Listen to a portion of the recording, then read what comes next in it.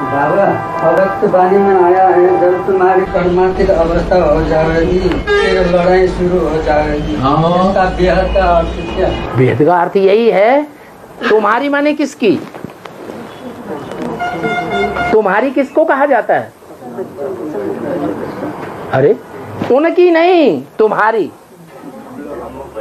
जो सन्मुख बैठे हैं उन बच्चों से कहा कि तुम्हारी, इसकी नहीं। इसके लिए गारंटी नहीं बताई। तुम्हारी जब कर्मातीत अवस्था हो जाएगी तब ये काम शुरू होगा। क्या?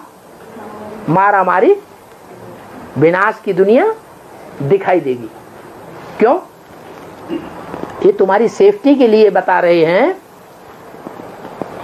यह सेफ्टी नहीं है, ये सेफ्टी के लिए बात बता दी।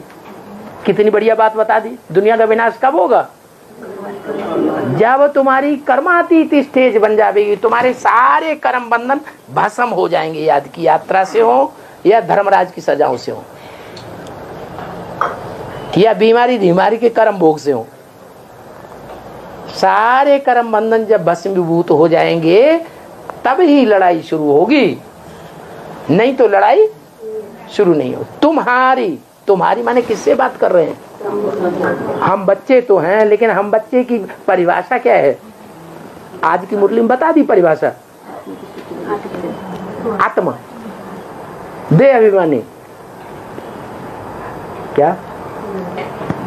दे अभिमानी बच्चों से बोला, वो देही अभिमानी बच्चों से बोला, आत्मा अभिमानी बच्चों से बोला। क्या बोला? तुम्हारी जब कर्मातीत अवस्था हो जाएगी तब लड़ाई शुरू होगी।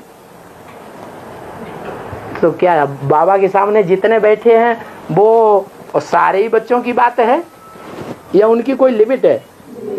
क्या लिमिट है? 8 है। 8 ऐसे निकलते हैं जो देही अभिमानी बन जाते हैं, धर्मराज से सजा नहीं खाते।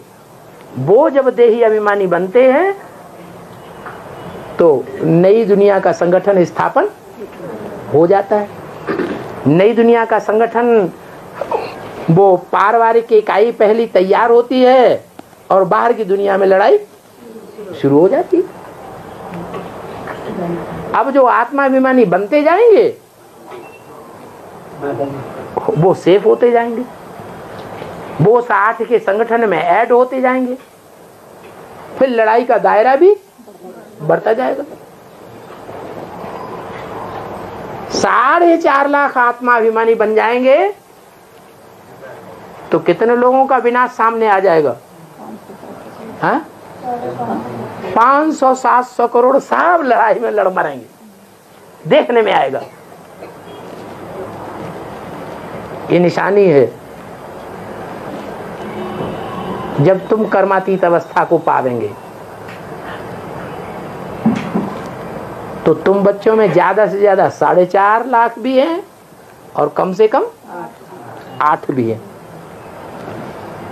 पहले 8 हैं और सबसे लास्ट में 4.5 लाख। सबके लिए बात लागू होती है। 4.5 लाख के अलावा और किसी के लिए ये बात लागू नहीं होती है,